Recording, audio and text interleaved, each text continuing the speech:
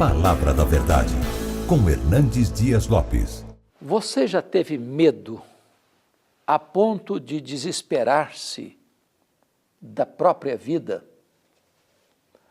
É sobre esse assunto que eu quero conversar com você no programa de hoje. Fé e não medo. E vou basear essa mensagem em Marcos 4, 35 a 41. Naquele dia, sendo já tarde, disse-lhe Jesus: passemos para a outra margem. E eles, despedindo a multidão, o levaram assim como estava, no barco, e outros barcos o seguiam. Ora, levantou-se grande temporal de vento, e as ondas se arremessavam contra o barco, de modo que o mesmo já estava a encher-se de água. E Jesus estava na popa, dormindo sobre o travesseiro. Eles o despertaram e lhe disseram: Mestre, não te importa que pereçamos? E ele, despertando, repreendeu o vento e disse ao mar: Acalma-te, emudece. O vento se aquietou e fez-se grande bonança. Então lhes disse: Por que sois assim tímidos? Como é que não tendes fé? E eles, possuídos de grande temor, diziam uns aos outros: Quem é este que até o vento e o mar lhe obedecem? Os discípulos entraram num frágil barco no mar da Galileia e Jesus entra com eles, dando-lhes uma ordem: atravessemos para outra margem. E diz a Bíblia que Jesus pega um travesseiro, vai lá para trás do barco, deita e dorme. Ele estava exausto, ele era perfeitamente homem. Enquanto navegam, chega de súbito uma tempestade de vento. O mar se empola, as ondas se agigantam, o vento fuzila, o barco rodopia no meio do mar, no epicentro da crise. Até escuta os discípulos dizendo uns para os outros: vamos deixar o mestre descansar, nós temos conhecimento e experiência, podemos resolver o problema. Mas a tempestade ficava cada vez mais avassaladora, o vento cada vez mais forte, as ondas cada vez mais ameaçadoras, e o barco rodopiava, enchendo-se d'água.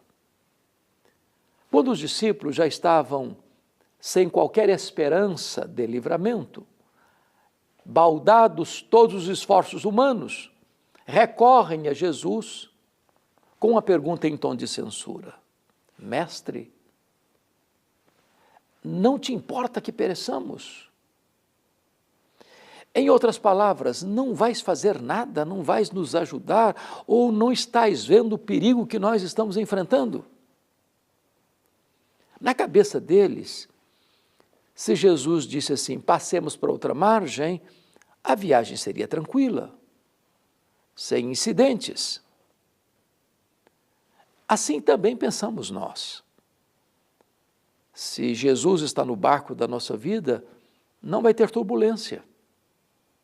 Mas, mesmo quando Jesus está no nosso barco, enfrentamos turbulências.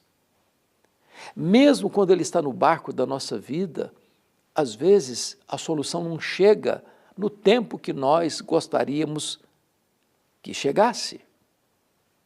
Porém, se Ele deu a promessa, passemos para outra margem, nós não precisamos ter medo, nós precisamos ter fé. Porque promessa de Jesus e realidade são a mesma coisa. Ele é avalista da sua palavra, nenhuma das suas promessas cai por terra.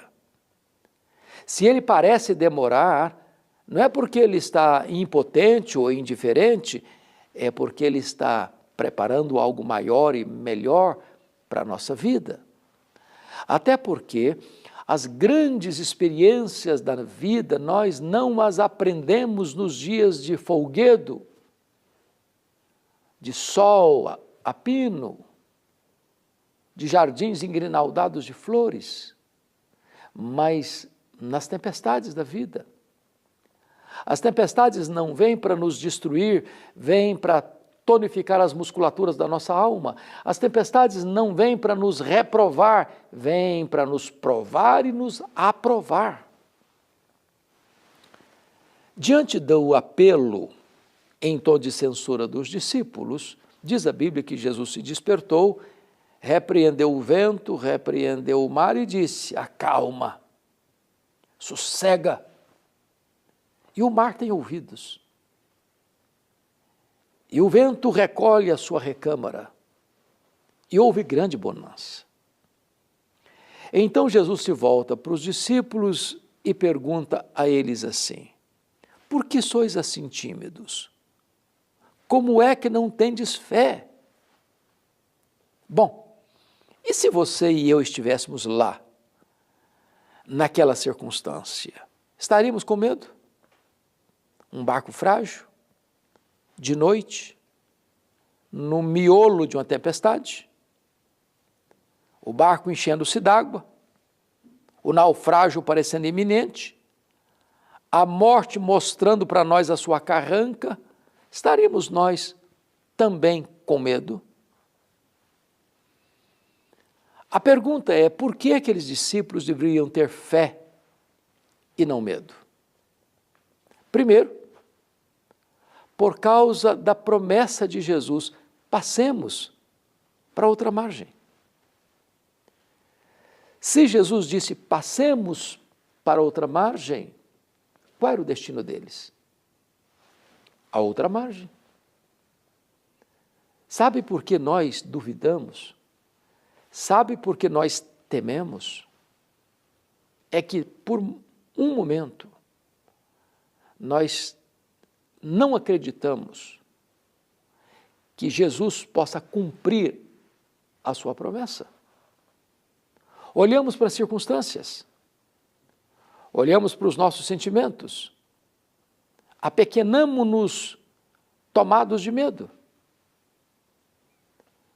É importante entender que promessa de Jesus e realidade são a mesma coisa.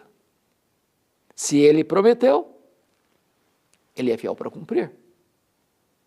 Então, se ele nos deu uma promessa, agarremo-nos a esta promessa, eliminando do nosso coração o medo. Porque onde o medo habita, a fé vai embora. Onde a fé se estabelece, não tem espaço para o medo. Por que eles deviam ter fé e não medo? Por causa da presença de Jesus com eles. Jesus estava dentro daquele barco. E a pergunta é: quem é Jesus? Jesus é o Criador do céu, da terra, do mar e dos ventos. Todas as coisas foram feitas por intermédio dele, e sem ele nada do que foi feito se fez. Ele criou todas as coisas visíveis e invisíveis. Ou seja, a criatura não pode vencer o Criador. O Criador tem controle sobre a criatura. O mar, o vento não poderiam levar aquele barco ao naufrágio se o Criador do universo estava dentro daquele barco. Nós somos frágeis. As tempestades da vida nos ameaçam. Somos vulneráveis.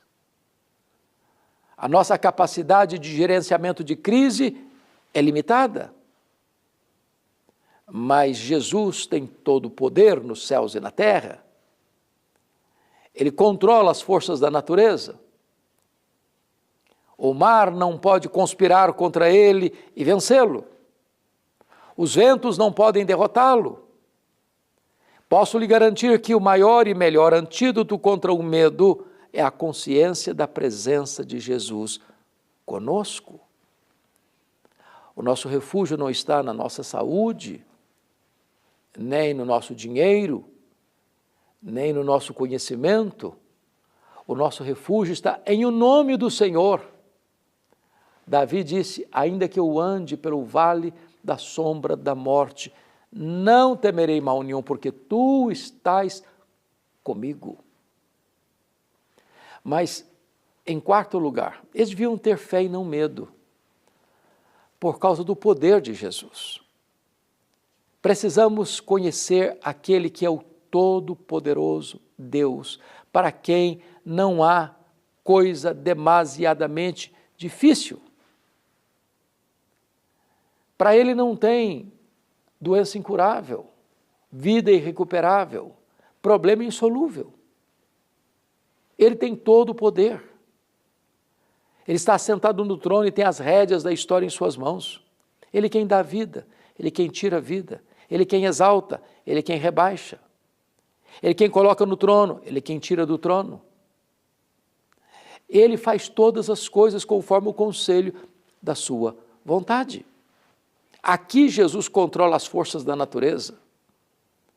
Quando ele desembarca do outro lado, no que nós chamamos hoje das montanhas de Golã, naquela região chamada de Decápolis, as 10 cidades gentílicas, agora a cidade ali de Gadara, ele liberta um homem endemoniado, com legião de demônios, 6.000 demônios. E não só liberta aquele homem que estava foragido da lei, enjeitado da família, expulso da comunidade dos vivos, foi morar entre os mortos. Porque no reino de Deus não tem lata de lixo. Não tem pessoas além da recuperação. E Jesus vai para lá para libertar aquele homem, para salvar aquele homem, para enviá-lo como missionário à sua terra. Ele tem poder sobre os demônios. Quando ele retorna no outro dia para Cafarnaum, a sua cidade, tem uma multidão à sua espera. E no meio da multidão tem uma mulher anônima, com uma hemorragia, há 12 anos. Cerimonialmente já estava impura, a quem ela tocasse ficaria impuro, só que o impuro toca o puro, e em vez do puro ficar impuro, o puro purifica o impuro, e a mulher fica curada. Porque Jesus tem poder sobre as enfermidades. A última palavra não é da ciência, não é da medicina, a última palavra é do Senhor Jesus. Mas estava ali também no meio da multidão o chefe da sinagoga, o Jairo, sua filhinha de 12 anos estava morrendo. E ele pede a Jesus: Senhor, vamos comigo na minha casa, impõe as mãos sobre a minha filhinha para ela ser curada. E Jesus vai. Quando chega lá, está lá o coral da morte, e entra sobranceiro o solo da ressurreição.